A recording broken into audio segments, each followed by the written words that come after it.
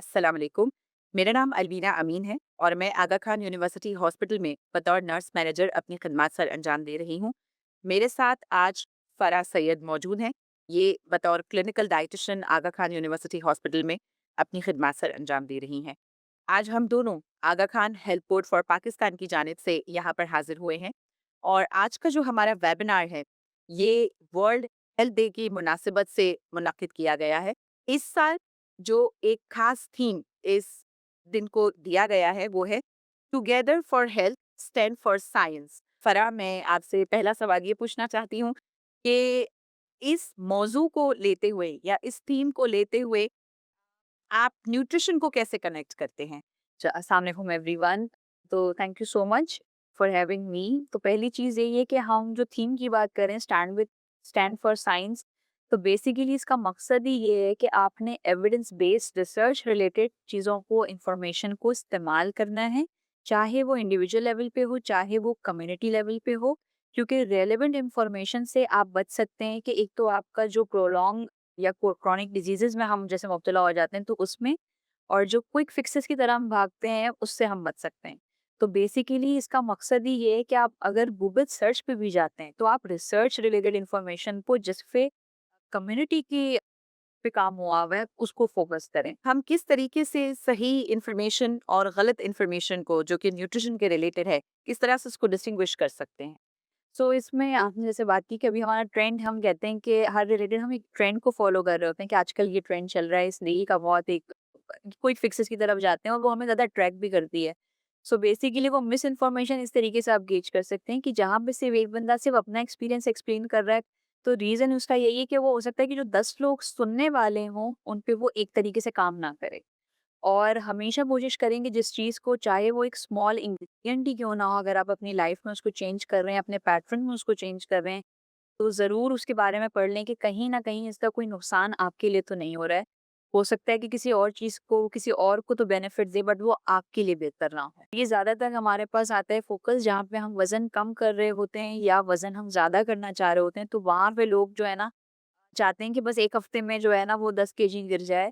तो उसमें वो या तो बिल्कुल क्रैश डाइटिंग्स कर लेते हैं, चाहे तो वो और किसी का सुन के कि, और वो ज़्यादातर मैं आपको बताऊँ कि रील्स या कभी भी हमको इस तरह की इन्फॉर्मेशन सुनते भी हैं, तो वो हमेशा हाफ इन्फॉर्मेशन होती है। एंड मेक श्योर कि जब आप इस तरह से किसी चीज़ को फॉलो कर भी रहे हैं, तो इट शुड बी डिस्कस्ड कि आपके किसी हेल्थ केयर प्रोफेशनल से वो आप ज़रूर डिस्कस कर लें कि हम ये चीज़ करना चाह रहे हैं, क्या ये हम कर सकते हैं या ये हमारे लिए बेहतर है? हमें इस तरह के केसेस में जहाँ हम समझते हैं कि हमारे वज़न बहुत ज़्यादा हो रहा है या मुझे वज़न कम है और मुझे बढ़ाना है, तो वो should we be exactly looking forward to, मुझे किसको जाके कंसल्ट करना चाहिए? सो वज़न कम या ज़्यादा, पहले आपकी बॉडी आपको खुद ही अलामात मुँह बता देती है कि इसमें आपको वज़न कम है। हो सकता है कि आपको जो है वो वीकनेस ज़्यादा हो रही हो, बहुत जल्दी थकावट का एहसास हो रहा हो। वज़न ज़्यादा है तो हो सकता है कि आपकी जो डेली एक्टिविटीज़ हैं उसमें आपको बहुत मसले आ रहे हों करने में।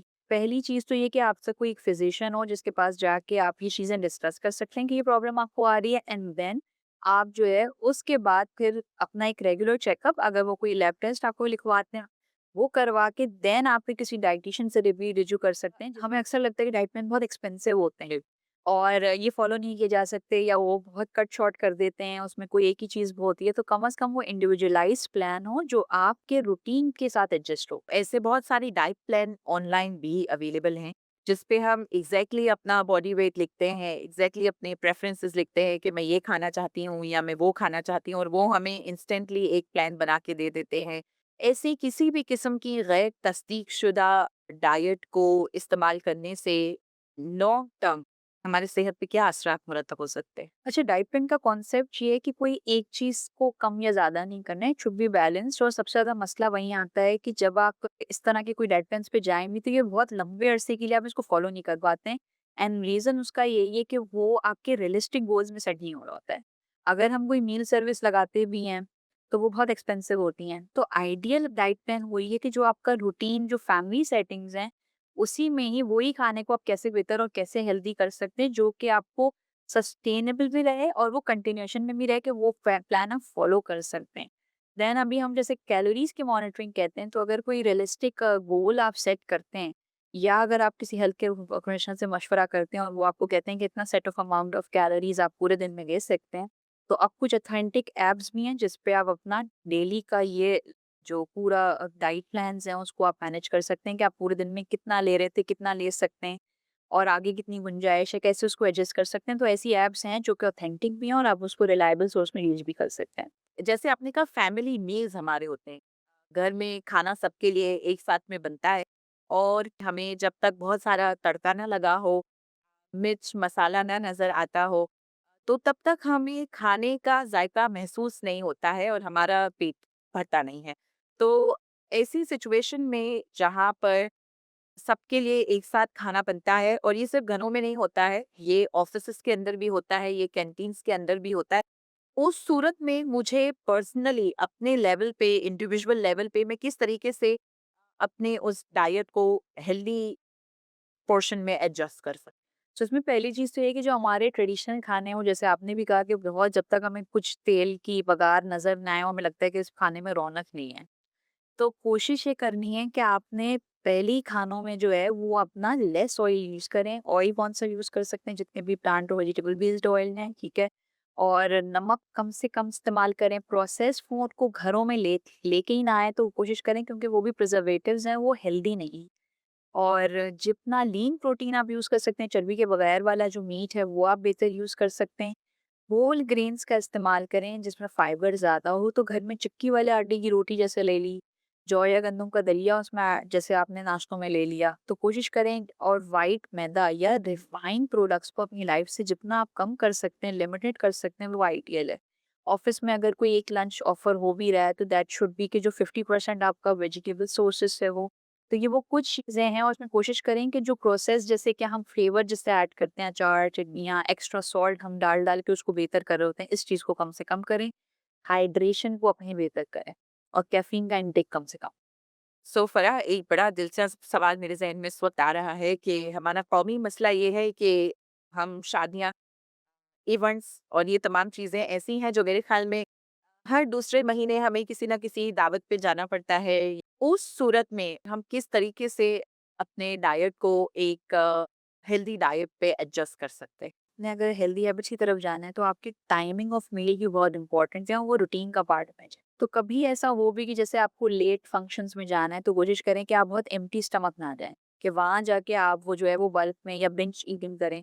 और सिर्फ हम कहते हैं कि दिल रखने के लिए खा लें वहाँ जाके, तो वो इतना अमाउंट हो उसमें से भी आप अमाउंट पिक कर सकते हैं कि आपके लिए क्या बेहतर है। तो कोशिश करें कि जो चॉइसेस हैं, जब आपको अवेयरनेस होगी तो आपकी जो हेल्थी चॉइसेस हैं आपका उन्हीं की तरफ ही ऑप्शन जाएगा कि आप उन्हीं को ऑप्ट करें।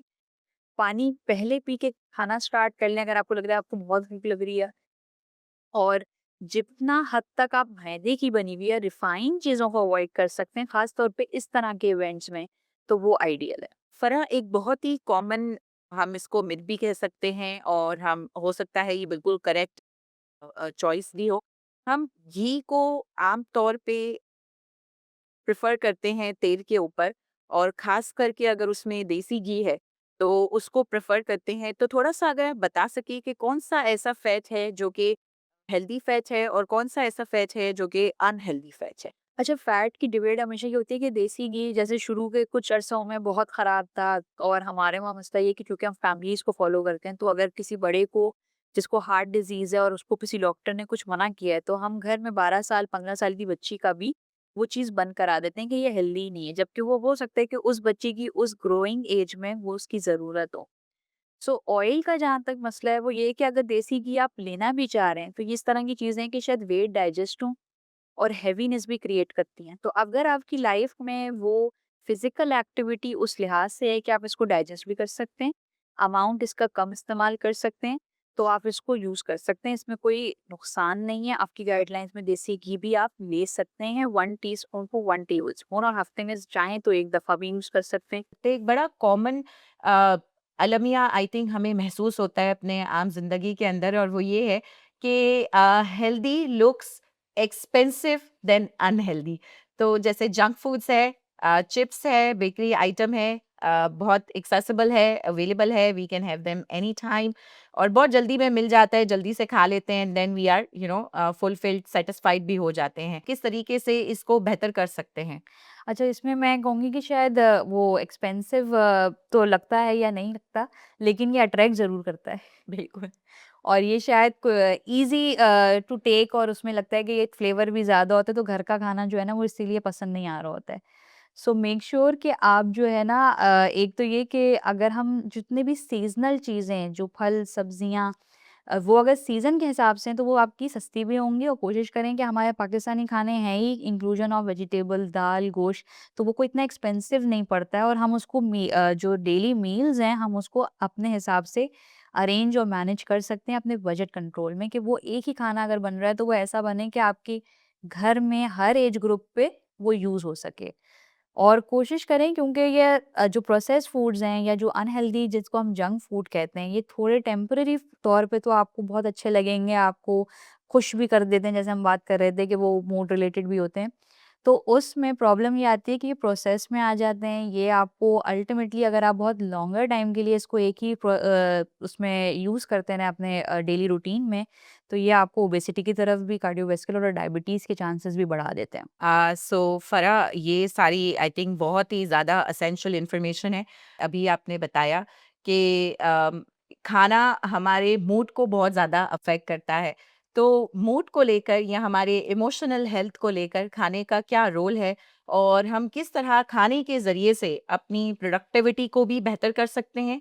और साथ में हम किस तरीके से अपने मूड्स को स्टेबलाइज़ कर सकते हैं? हर एक की डिफरेंट सिचुएशन होती है। समटाइम्स आपकी स्ट्रेस ईटिंग हैबिट्स होती हैं, समटाइम्स कुछ लोगों की स्ट्रेस में एपेटाइट कम हो जाती है। क्रेविंग्स बढ़ जाती हैं, और क्रेविंग्स हमेशा 2 ही तरह की होती हैं, या तो सॉल्ट की होगी या तो शुगर की होगी। तो कोशिश करें कि माइंडफुल टेक्नीक से, कि अगर आपको कोई चीज़ का बहुत दिल चाह रहा है तो have it, but 1 to 2 teaspoon ले लिया, उसको अपने मुँह में लेके उस चीज़ को एन्जॉय करें, एंड मेक श्योर कि आप हेल्दी चॉइसेस की तरफ ही जाएँ। ज़रूरी नहीं है कि चॉकलेट ही लें, चॉकलेट की फ़ॉर्म चेंज हो सकती है, मीठे की फ़ॉर्म चेंज हो सकती है।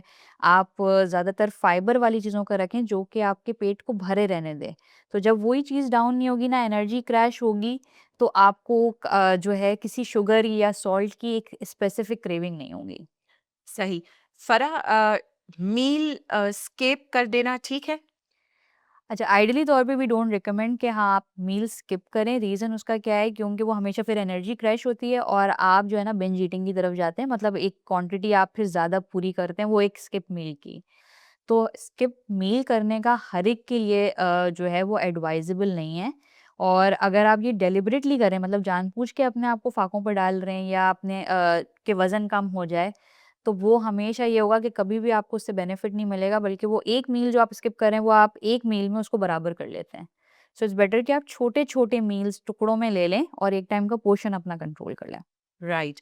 फ़रा, मार्केट में बहुत सारे किस्म के आजकल कटलरी अवेलेबल है, बहुत सारे किस्म के बर्तन अवेलेबल हैं, जो कि ख़ास इस मकसद से बनाए गए हैं कि हम पोर्शन कंट्रोल कर सकें। क्या ये तमाम चीज़ें हेल्पफुल हैं किसी तरीके बिल्कुल से? हेल्पफुल हैं, क्योंकि अक्सर हम ये कहते हैं कि जैसे कि किसी को कोई चिप्स या कुछ तरह की चीज़ खानी है, तो वो कैसे कौन से प्याले में ले सकता है। तो सीरियल बाउल थोड़ा बड़ा होगा, मीठे वाले बाउल थोड़े छोटे होंगे, और अब तो उसके और भी छोटे साइज़ेज़ आ रहे हैं, जो कि हम एक्सप्लेन कर सकते हैं कि अगर आपको कोई ऐसी चीज़ लेनी है जिसमें सॉल्ट ज़्यादा है, तो हैव इट कि बिल्कुल छोटे वाले अमाउंट में लें। और कभी कुछ भी अवेलेबल नहीं है, तो कोशिश करें कि आपके हाथ या हमारे जो, यही हमारा पोर्शन साइज़ एक्सप्लेन करते हैं। सो इन्हीं के हिसाब से ही अगर आप रखें, और आपकी प्लेट भी आइडियल तौर पे कवर करनी चाहिए कि आपका प्लेट का आधा हिस्सा आपकी रॉ वेजिटेबल्स का हो, जिसमें हम सैलेड को जिसको बेसिकली कहते हैं, और उसके बाद बाकी चीज़ें ऐड ऑन हो। और हमारे वहाँ अब अगर हम उसको फ़ील करें तो वो ऐसा होता नहीं है अमूमन। सैलेड के भी बहुत सारे टाइप्स अवेलेबल हैं, जैसे कि ग्रीन सैलेड्स अवेलेबल हैं। इसके अलावा भी बहुत किस्म के सैलेड्स हमारे पास अवेलेबल हैं। तो बेहतर चॉइस क्या है? किस किस्म के सैलेड को किस किस्म के सैलेड के ऊपर प्रेफ़र किया जाता सो है? इट शुड बी कि लेस ऑयल्स, और कोई क्रीम टेक्सचर ना हो। इट शुड बी बिल्कुल प्लेन, सिर्फ़ आपकी रॉ वेजिटेबल्स ही हों, यू यू कैन यूज़ उसमें ऑलिव ऑयल एक्स्ट्रा वर्जिन डाल दिया या सिर्फ लेमन का टेस्ट दे दिया, बहुत से बहुत कोई और स्पाइसेस यूज़ कर लिए, but should not be creamed और बहुत डीप डाउन के ऑयल उसी में आपने कवर कर लिया, तो वो ऐसी सैलेड्स की एग्जांपल नहीं है। सो फराह, अभी हमने बहुत सारा क्योंकि न्यूट्रिशन को लेकर बात किया, डाइट को लेकर बात किया, तो आपके हिसाब से इसका एक्टिविटी का लेकर या एक्सरसाइज का इसके अंदर क्या रोल है? सो एक्सरसाइज जो है ना, ये एक्टिविटी जो है ना, वो ओवरऑल हेल्थ को भी इम्पैक्ट करती है। जैसे हमने खाने से, फूड से रिलेटेड बात की, फिजिकल एक्टिविटी भी आपके मूड को बेहतर करती है, आपको फ्रेश करती है, आपका माइंड क्लियर करती है। तो physical activity is not about कि सिर्फ वजन कम करने वालों को करनी है, जिनका वजन मेंटेन भी करना है उनके लिए भी उतनी इंपॉर्टेंट है। ठीक है, तो कोशिश करें कि आपके हफ्ते के 150 मिनट तो ज़रूर हों, और इसको डिवाइड कर सकते हैं तो वो 30-35 मिनट्स ही बनते हैं। और जो एक्टिविटी आपको पसंद हो आप वो कर सकते हैं, सिंपल कि जिसमें आपने वॉक भी कर ली। हाँ, उसमें वो वाली वॉक नहीं होगी जिसमें हम रेगुलर के काम कर रहे हैं, it should be specific, focus करके ये आधा पौन घंटा उसको वॉक में ही डालना है। सही। सो मेरा अगला सवाल आपसे यही होता कि घरेलू ख़वातीन अक्सर कहती हैं कि किचन के अंदर हम इतना वॉक करते हैं या मार्केट से सौदा लाते वक़्त भी काफ़ी ज़्यादा वॉक हो जाता है, तो क्या ये वॉक उस वॉक का नेमुल-बदल है? बट ये कि आपने उसका ऑलरेडी हमें बता दिया कि हमें जो फ़ोकस वॉक है, ब्रिस्क वॉक है, वो ही हमारी सेहत को फ़ायदा पहुँचा सकती है। ये जितनी भी एक्टिविटी और डाइट की हमने बात की, अ, इसके अलावा फ़रा, आपको आपके ख़्याल में हम अपनी ज़हनी सेहत को इन तमाम चीज़ों से लिंक करते हुए किस तरीके से बेहतर बना सकते हैं या कोशिश कर सकते हैं? अच्छा, कोशिश ये करें कि डाइट, बहुत दफ़ा लोगों को एक तो मुश्किल काम लगता है कि हेल्दी ऑप्शंस को, जैसे हम पूरे सेशन में भी हमने बात की कि हेल्दी ऑप्शंस मुश्किल ऑप्शंस नहीं हैं। रियलिस्टिक गोल्स को सेट करें और सेलिब्रेट करें अगर अपनी सक्सेस को, कि जब आपने कुछ अचीव किया है। और एक स्मॉल चेंज, एक भी पैटर्न में से आपने एक भी चीज़ को एडजस्ट कर लिया तो वो आपकी विक्ट्री है, वो विन विन सिचुएशन है, वो इतना मुश्किल काम नहीं है करना। सो ज़रा सा भी चेंज जो है ना, वो आपको खुद को बेहतर फील कराएगा। और ये सारी चीज़ें आपको स्ट्रेस्ड आउट नहीं, बल्कि आपको स्ट्रेस से निकालती हैं। और जितना अच्छा बजट आपका प्लान आउट हो, और आप खुद से नोट करिएगा कि जब इसमें हम प्रोसेस्ड फूड्स को निकालते हैं, या मार्केट के और दूसरे ऐसे आइटम्स को जो कि एक्सपेंसिव भी हैं, जो कि ईज़ी टू यूज़ है, बट वो आपके हेल्थ के लिए अच्छा नहीं है। तो उसका इम्पैक्ट जब आप अपने बजट में से निकालेंगे और हेल्दी चॉइसेस को ऐड करेंगे, तो वो आपका बहुत बेहतर उसमें अफ़ेक्ट आएगा। तो इवेंचुअली आप खुद बेहतर फ़ील करेंगे, एंड हम अपने से लिंक्ड लोगों को भी बेहतर फ़ील करा सकते हैं। ये बहुत सारी अच्छी-अच्छी हमने बातें की। हमने पोर्शन कंट्रोल के बारे में बात किया, एक्सरसाइज़ के बारे में बात किया। जो सबसे ज़्यादा इम्पोर्टेंट है वो इन तमाम हैबिट्स को सस्टेन करना है, और वो डिसिप्लिन बड़ी मुश्किल से आता है। तो कोई ऐसी एडवाइस या मशवरा जिसके थ्रू आप ये समझा सकें और कि हम किस तरह कोशिश कर सकते हैं कि हम इसको सस्टेन रख सकें लॉन्ग टर्म के ऊपर? अच्छा, जैसे मैंने पहले भी कहा कि रियलिस्टिक गोल्स को रखना है, कि आप पहले तो ये ऑब्ज़र्व करें, या ये पहले एनालाइज़ करें कि आप किस जगह पे किस हद तक कितना चेंज कर सकते हैं। हफ़्ते का 1 दिन का चेंज भी अगर आप कर सकते हैं, तो वो भी आपके लिए बेहतरीन चेंज ही होगा। या पूरे दिन में किसी एक मील में भी आप एडजस्ट कर सकते हैं अपने डाइट को रिलेटेड, और ये सोचिएगा कि वो हेल्थ कॉस्ट जो आप कहीं हॉस्पिटल के बिल्स में दें, वो अगर आप इधर ही अपने बजट में एडजस्ट कर लें, तो वो हम उस चीज़ से बच सकते हैं। तो फिज़िकल एक्टिविटी जितना हद तक हो सके उसको इन्वॉल्व करें, और अपने डाइट को जितना बेहतर कर सकते हैं, और सीज़नल चीज़ों को यूज़ करें, और पाकिस्तानी खानों में कोशिश करें कि लेस ऑयल यूज़ करें। कुकिंग मेथड्स को चेंज करें। फ़रा, हमारे जो एशियन पॉपुलेशन है उसके अंदर एक बहुत बड़ा हिस्सा हमारे सीनियर सिटीजन्स का भी है। आपको क्या लगता है कि डाइट के थ्रू, एक्टिविटी के थ्रू हम किस तरीके से उनकी फ़िज़िकल सेहत को बेहतर बना सकते हैं? और इसी के साथ-साथ हम ज़हनी सेहत हमें नहीं भूलना चाहिए बिकॉज़ वो बहुत बड़ा पार्ट है। तो किस तरह से डाइट या एक्टिविटी उनकी सेहत के अंदर कंट्रीब्यूट कर सकती है? अच्छा, इसमें तो पहली चीज़ ये रखनी है कि हमने उनको अलग, अपने से अलग नहीं समझना है, ठीक है? हमारे वहाँ हमेशा ये होता है कि वो शायद ये अब बुज़ुर्गों में आ गए हैं, तो इनको जो है वो डिफ़रेंट तरह के खाने देने हैं, इनको डिफ़रेंट तरीके के मील देने हैं, और जितनी अपनाइयत के उस एनवायरनमेंट में उनको आप रख सकते हैं, तो वो मेंटल हेल्थ पे बहुत काम करता है, बिकॉज़ वो एज ऐसी है जहाँ पे शायद रिटायरमेंट, अगर मैं मेल्स के हवाले से बात करूँ, तो रिटायरमेंट को वो क्रॉस कर चुके होते हैं, और उनके अंदर होता है कि वो एक उस चीज़ से भी लड़ रहे होते हैं। फीमेल्स जो ख़वातीन हैं, उनको लगता है कि जो शायद मैं पहले एक्टिविटीज़ कर सकती थी, अब मैं नहीं कर पा रही हूँ, तो वो भी एक चैलेंज उनके लिए होता है। तो मेक श्योर कि जहाँ-जहाँ जिस हद तक आप उनसे एक्टिविटीज़ करवा सकते हैं घर के कामों में इन टर्म्स ऑफ फीमेल्स, वो ज़रूर उनको इंक्लूड करें, ठीक है? कोशिश ये करें कि आप जितना हद तक हो सके अगर सप्लीमेंट्स की ज़रूरत है तो डॉक्टर से ज़रूर कोई सप्लीमेंट्स लिखवा लें, चाहे वो कैल्शियम है, विटामिन डी क्योंकि वो खानों से फोर्टिफिकेशन हमें नहीं मिल पाती है, तो विटामिन डी ऐसी सप्लीमेंट है जो आपकी बोन हेल्थ के लिए भी इम्पोर्टेंट है, कैल्शियम सप्लीमेंट भी इम्पोर्टेंट है, तो जो फ्रैक्चर की तरफ लेके जाए, उस चीज़ से आप उसको पहले ही बचा सकते हैं। फिर इस एज ग्रुप में ये होता है कि खाने का दिल शायद पहले बहुत चाह रहा हो बट अब फीलिंग ऑफ फुलनेस बहुत जल्दी हो जाती है और दिल नहीं चाह रहा होता है। तो आइडियल सिचुएशन ये है कि एक तो शॉर्ट मील्स कर दें, उस मील की फ्रीक्वेंसी बढ़ा दें और कोई खाना स्किप ना कराएँ और जो दिल चीज़ चाह रहा है उसको ज़रूर कर लें ताकि आपकी मेंटल वेलबींग भी अच्छी रहे। सही। क्योंकि अभी हमने बुज़ुर्गों की बात की तो एक जस्ट सवाल ज़हन में आया कि चाइल्डहुड ओबेसिटी भी आजकल के दौर के अंदर बहुत ज़्यादा कॉमन हो गया है। और आम तौर पे वालिदैन इस बात पर मुसर होते हैं कि हमें अपने बच्चों को खिलाना है और वो जितना ज़्यादा खाएँगे उतना ज़्यादा सेहतमंद रहेंगे। तो इसको लेकर एविडेंस बेस्ड प्रैक्टिस क्या कहती है? अच्छा, चाइल्डहुड ओबेसिटी की वन ऑफ द रीज़न्स ये हैं कि ये ज़्यादातर प्रोसेस्ड फूड्स की तरफ चले गए हैं। जैसे हमने स्कूल लंच की बात की थी, तो ज़्यादातर माँओं के लिए भी आसानी है कि क्विक फिक्सेस हैं और उसमें प्रॉब्लम ये आती है कि इस तरह के खानों में प्रिजर्वेटिव्स ज़्यादा मिले हुए होते हैं, जो कि आपकी हेल्थ पॉइंट ऑफ व्यू से अच्छे नहीं हैं। फिर पोर्शन एक वक़्त का ज़्यादा है। अगर मैं सिर्फ़ कार्बोनेटेड ड्रिंक्स की बात करूँ, तो ज़रूरी नहीं है कि वो हम 100 एमएल ही पी रहे हैं, वो हम 500 एमएल भी एक साथ ही पी जाते हैं। तो that is a lot of sugar.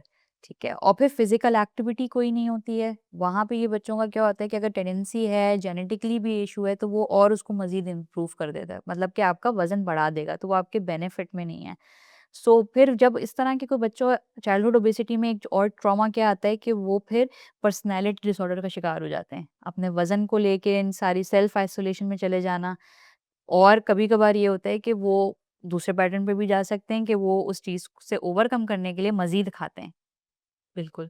तो कोशिश ये करके कि आपने बच्चों को जब हम बचपन से ही नेचुरल फूड की तरफ रखेंगे, इस तरह के कोई ऐड ऑन्स उनके खानों में जाएँगे ही नहीं, तो टेस्ट बड्स खराब नहीं होंगे। और खुद से हम डिसाइड कर सकते हैं बीइंग अ पेरेंट कि हमने किस मील को किस टाइम पे रखना है या कहाँ पे हम कितने पैटर्न में, कितने पोर्शन में हम उसको स्टार्ट कर सकते हैं। तो पोर्शन साइज़ हमेशा बहुत इम्पोर्टेंट है। जहाँ पोर्शन आपकी रेंज से या आपकी रिक्वायरमेंट से ज़्यादा बढ़ता है, तो वो आपको वज़न गेन की तरफ ही लेके जाता है, वेट गेन की तरफ ही लेके जाता है। सो फरा आजकल का जो रुझान है सब्सटेंस अब्यूज़ नॉर्मली भी हम कहते हैं कि ख़राब है हमारी सेहत को नुकसान पहुंचाता है उनमें से बहुत ही जो कॉमन है स्मोकिंग के अलावा वेप है आप थोड़ा सा ये इस बात के बारे में बात करें कि ये किस तरीके से हमारी सेहत के लिए नुकसानदेह है ओवरऑल और चाहे वो फिजिकल सेहत है या हमारी मेंटल सेहत है और इसी के साथ में वालिदैन कैसे अपने बच्चों को मदद कर सकते हैं कि वो इन आदात से दूर रहें? अच्छा, इसमें पहली चीज़ तो यही है कि जहाँ पे हम जो बच्चे का हम कहते हैं कि दूसरा घर या पहला घर वो स्कूल या उसकी फैमिली होती है, ठीक है? सो वहीं पे चेंज हो कि स्कूल लेवल पे एक तो ये चीज़ें अलाउ ही नहीं होनी चाहिए और जहाँ ये अलाउ हो तो वो स्ट्रिक्ट एक्शंस उसमें लिए जा सकते हैं, ठीक है? और कोशिश करके वालिदैन को लगता है कि अगर जो बच्चा देखता है वही वो सीखता है। तो मेन चीज़ ये है कि स्टार्ट हमने अपने आप से करना है। अगर मैं हेल्दी ऑप्शंस को ऑप्ट करूँ या हेल्दी लाइफ़स्टाइल को ऑप्ट करूँ, तो ज़रूर वो बच्चा भी उसको आगे जाके करेगा। तो हमेशा हमारा जो पहला जो टीचिंग वो स हमारा जो स्कूल होता है, वो हमारा घर ही होता है और हम खुद होते हैं। तो अगर मैं चेंज के लिए तैयार हूँ, तो इंशाल्लाह मैं आगे वाली जनरेशन को भी चेंज कर सक थैंक यू फरा। आपने अपना कीमती वक्त हमें दिया और इसी के साथ में आपने अपनी बहुत सारी नॉलेज हमारे साथ में शेयर की। आई थिंक एक लास्ट मैसेज यही है इस वेबिनार से या इस दिन से कि हमें जितने भी आदात को अपनी ज़िंदगी के अंदर चेंज करना है, हमें चॉइस करना है कि हमारे लिए कौन-सी चीज़ बेस्ट है, हमारी सेहत को कौन-सी चीज़ फ़ायदा पहुँचा सकती है और उसको पिक करना है उस चीज़ पर जो हमारे लिए नुकसानदेह है, फिर चाहे वो हमारी ज़हनी सेहत हो या हमारी फ़िज़िकल सेहत हो। इसी के साथ हम अपना वेबिनार को आज ख़त्म करते हैं। आप तमाम का बहुत शुक्रिया। अल्लाह हाफ़िज़।